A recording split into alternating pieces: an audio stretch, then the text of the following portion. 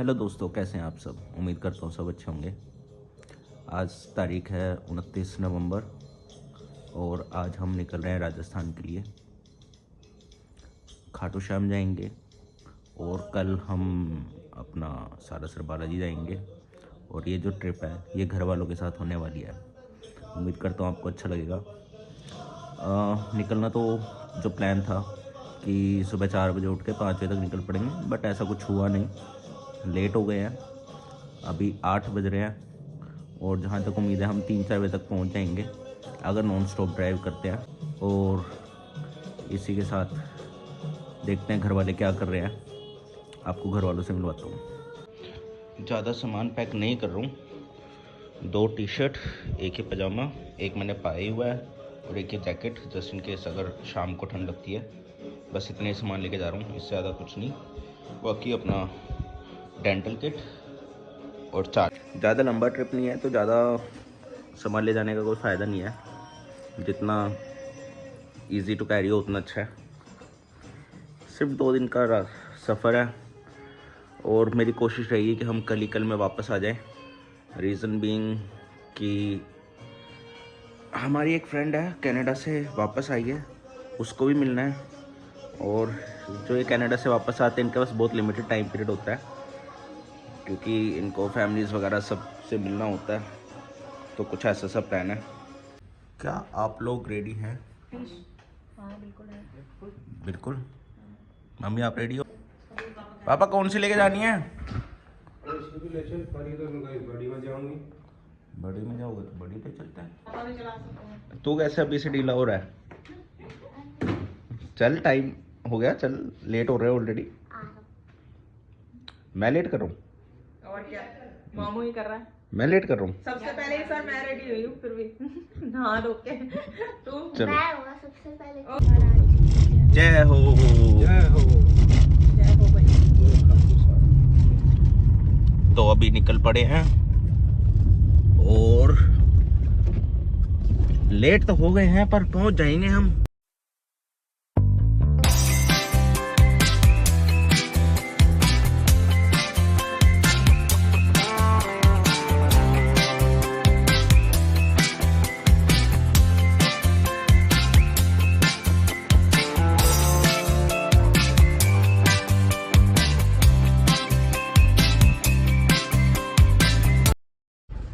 तो जी अभी रुके थे पेट्रोल डलवाने।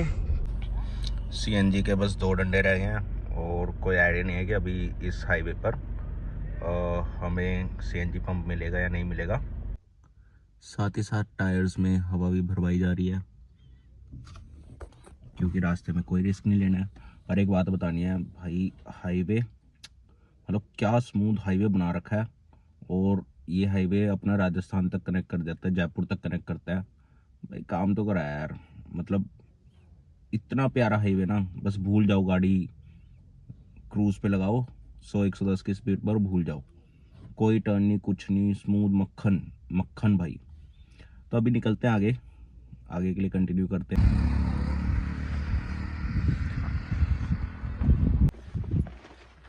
खुलवा लेता ना, खोल लूँगा मैं। और इसी के साथ लंच टाइम चल रहा है।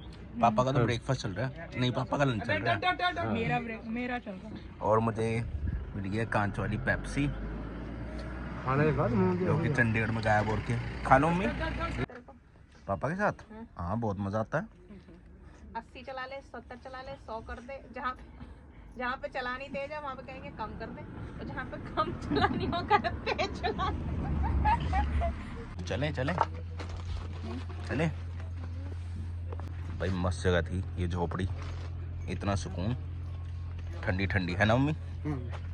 मस्त ठंडी ठंडी हवा चल रही थी अंदर, तो मस्त आने लग रही थी वहाँ पे। थोड़ी देर और बैठते तो सो ही गया था मैं। रात को यहीं सोता होगा ये, है ना? हाँ, तभी तो कंबल रखा था। खाना खा लिया। पता कैसे फ्रेश हुआ?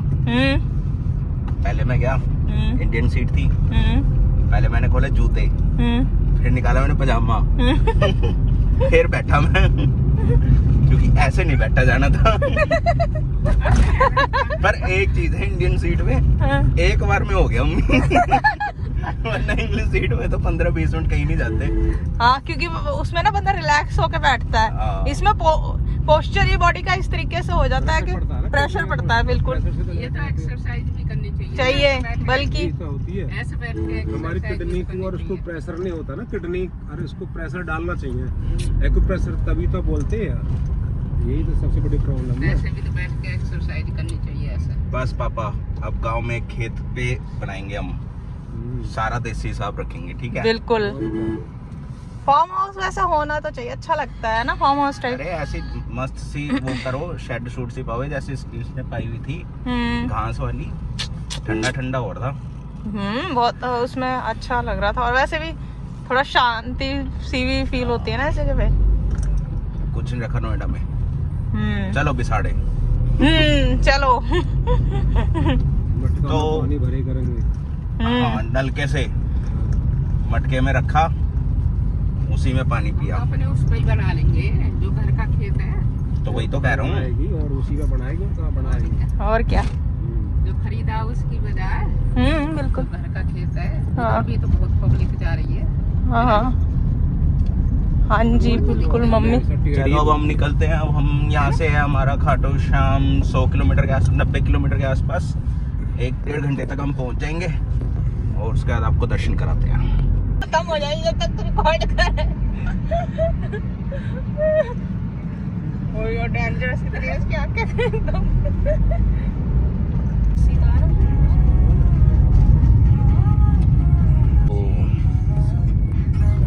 खाटू श्याम महाराज की जय। जय हो। जय हो परी, जय हो। जय हो।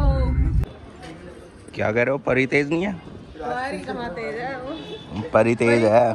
परी को भी। Pari is smart. Yes Yes, I am smart. Yes. Who is dumb? Mamma is dumb.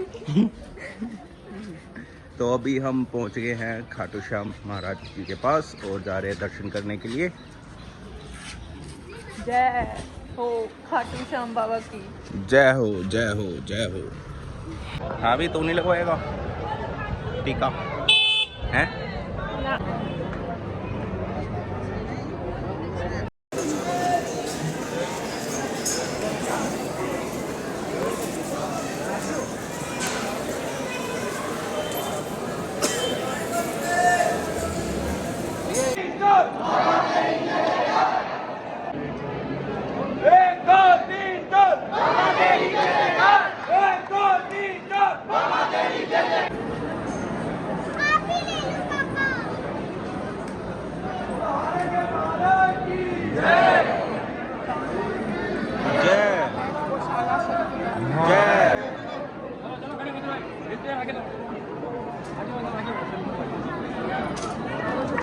थोड़ा फास्ट करो भाई, सभी लाइनों को थोड़ा तेजी से आगे बढ़ाए। बालाजी गोपीनाथ जी साइड से भी थोड़ा तेजी से आगे बढ़ाए। 2 3 4 5 6 7 8 9 10।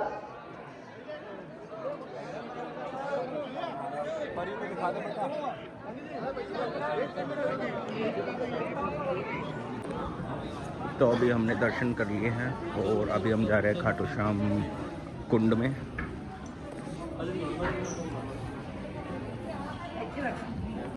तो ये है श्याम कुंड।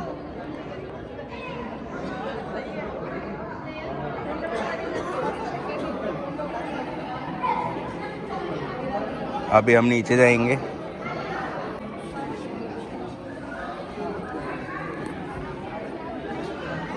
क्या बोल रहे हैं मम्मी? हाथ पकड़ चल तो करना बना ले।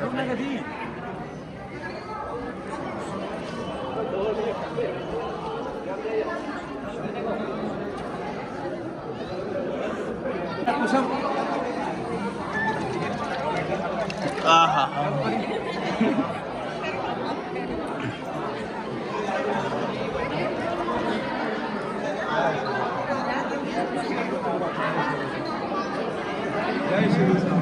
जय श्री श्याम।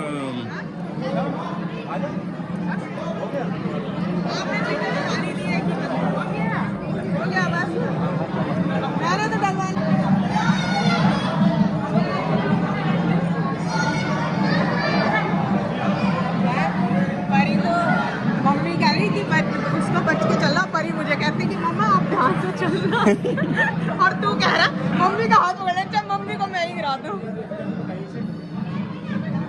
अभी हम आए हैं सीताराम मंदिर। मैं जब लास्ट टाइम आया था तो मुझे बहुत अच्छा लगा था। ये मंदिर बहुत छोटा सा पुराना टाइप का मंदिर है, और लास्ट टाइम जब आया था तब भी आरती चल रही थी और अभी भी आरती चल रही है।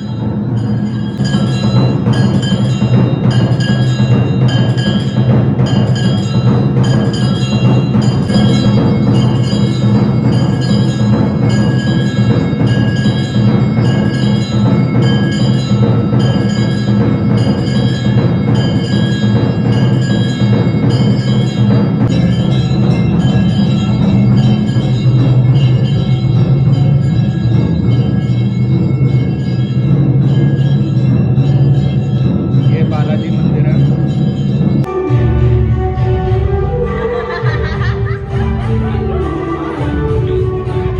बहुत प्यार करते हैं पापा मम्मी की, बिल्कुल। बहुत ज्यादा। अभी हम रुके हैं कुछ खाने के लिए, चाय वगैरह। तो हमने समोसे मंगवाए हैं। परी कैसे लगे समोसे? टेस्टी थे। ये कड़ी में समोसे मैश करके चटनी डाल के ऊपर से, वो बहुत टेस्टी है। मैंने एक बार मैं कहा चलो अब 2-3 प्लेट मंगा लेते हैं। पहले इसे खा ले फिर और अगर अच्छा लगे। अच्छा आप दोनों ये खा लो, एक हमने मम्मी और हम। मंगवाई है दाल बाटी चूरमा। राजस्थान है तो मैं कहा चलो यहाँ की ट्रेडिशनल डिश ट्राई की जाए। कैसे खाओगे? पता नहीं, मैंने कभी खाई नहीं हुई। इनको तोड़ो, ओके, दाल डालो, इसके ऊपर छोटे छोटे वो कर दो ना।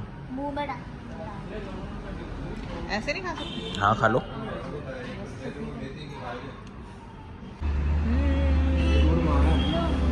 क्या चीज़? ये मीठा है बाबू, चूरमा। अच्छा अच्छा अच्छा है ना?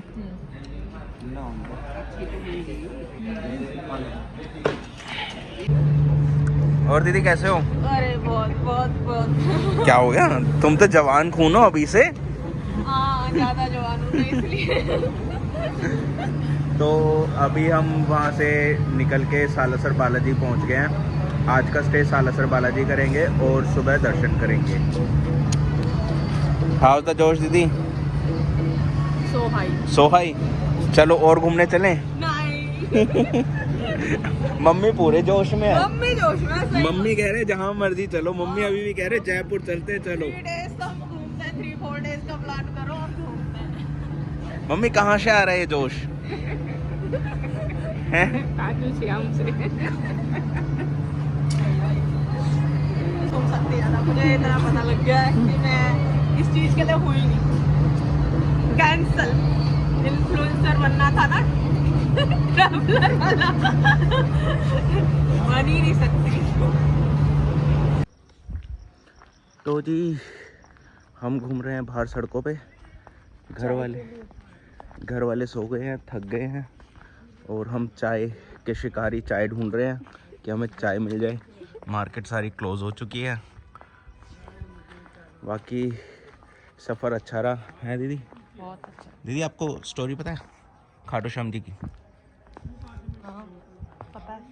क्या थे, कैसे थे, क्यों इतनी मान्यता है? वो उनका नाम वर्विक था, हाँ ठीक है, और वो उनकी तरफ से थे खड़े हुए, कौरवों की साइड से। हाँ। तो कौरवों की साइड से नहीं खड़े थे, मतलब उनको एक वरदान मिला हुआ था कि मतलब वो किसी के भी तरफ जो हारती हुई टीम है ना उसके साइड खड़ी होंगी ना तो वो जीत जाती थी। कृष्णा जी को ये पता था।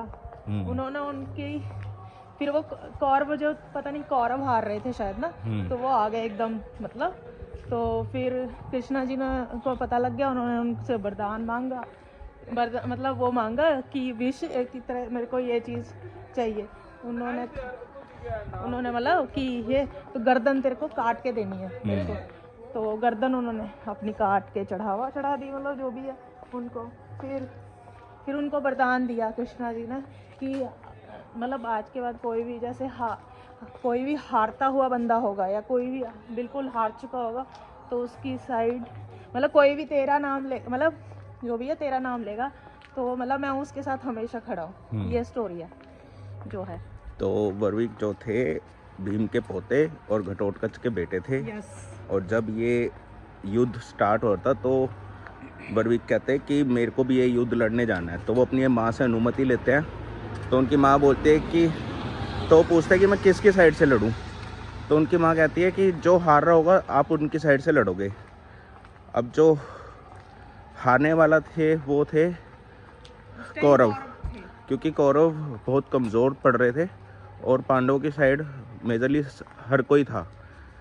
तो जब बर्विक वहाँ पहुँचे तो श्री कृष्ण को पता लगा, और बर्विक बहुत ज़्यादा ताकतवर थे। तो श्री कृष्ण को ये चीज़ समझ आ गई थी। तो श्री कृष्ण उनसे कहते हैं कि अपना शीश मुझे दे दो। पहले उनको पूछते हैं कि किसकी साइड से लड़ोगे। कहते हैं मैं कौरव की साइड से, क्योंकि वो हारेंगे, जो हारेंगे मैं उनकी साइड से लड़ूंगा। तो श्री कृष्ण उनको कहते हैं, वैसे मेरे को श्री कृष्ण बहुत मैनिपुलेटिव लगते हैं कि उनको हर चीज़ मैनिपुलेट करनी आती है, कब कैसे अपनी बात को रखा जाए, किस तरीके से मनाया जाए। तो उन्होंने बोला कि अगर तुम कौरव की साइड से लड़ोगे तो पांडव कमज़ोर पड़ देंगे, फिर तुम पांडव की साइड से लड़ोगे तो ऐसे तो युद्ध कभी ख़त्म ही नहीं होगा। चाय मिलेगी? चाय मिल जाएगी भैया? 5 4 चाय पैक करा दो। चलो शुरू करो। कहाँ थी मैं? कि श्री कृष्ण, हाँ वैसे भी जिसकी साइड वैसे भी श्री कृष्णा थे। वैसे तो कौरवों की टीम को पूरा यकीन था कि वो जीतेगी। ऑफ कोर्स उनके साथ बहुत ज़्यादा उन्होंने अपनी वो भी बहुत ज़्यादा मतलब अपनी साइड उन्होंने भी मैनिपुलेट कर करके काफ़ी लोगों को कर लिया था अपनी साइड, क्योंकि उनकी साइड एक शकुनी मामा था जो बहुत चाल चलता रहता था। ठीक है, इस वजह से। लेकिन कृष्णा जी का एक ये था ना कि कृष्णा जी जिसके साथ होंगे ऑब्वियसली वो भगवान थे, 16 कलाओं में माहिर, है ना। तो वो वैसे भी जिसकी उनको बेशक यकीन था कौरवों को कि हम ही जीतेंगे, लेकिन पांडवों को वैसे भी 5 ही थे बेचारे, उनकी साइड था भी नहीं कोई। लेकिन कहते हैं ना भगवान की साइड जिसकी साइड है ऑब्वियसली वो जीतता तो वही है। बिल्कुल ऐसा था। फिर श्री कृष्ण बोलते हैं कि आप मेरे को अपना शीश दे दो। अब उन्होंने अपना शीश दे दिया और उसके बाद वो कहते हैं कि मुझे पर ये युद्ध देखना है। तो वो उनको एक पहाड़ी की चोटी पे विराजमान करा देते हैं ताकि वो वहाँ से पूरा युद्ध देख सके।